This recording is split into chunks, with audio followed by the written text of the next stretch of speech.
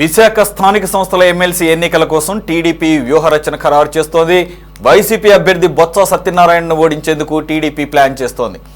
AP TDP chief Palla Srinivas ఇంట్లో TDP seniors కీలక భేటీ జరిపారు. ఈ సమావేశానికి స్పీకర్ అయ్యన్న, సీఎం రమేష్, ఉమ్మడి విశాఖ జిల్లా ఎమ్మెల్యేలు పాల్గొన్నారు. ఈ సమావేశానికి 60 మంది వైసీపీ ఎంపీటీసీ, జెడ్పీటీసీలు హాజరయ్యారు. అలాగే అరకు, పాడేరు వైసీపీ ఎంపీటీసీలు, జెడ్పీటీసీలపై టీడీపీ ఫోకస్ పెట్టింది. స్థానిక సంస్థల ఎమ్మెల్సీ ఎన్నికల్లో ఓటు హక్కు ఉన్న వారిని అమరావతిలో క్యాంపుకు తరలించాలని నిర్ణయించారు.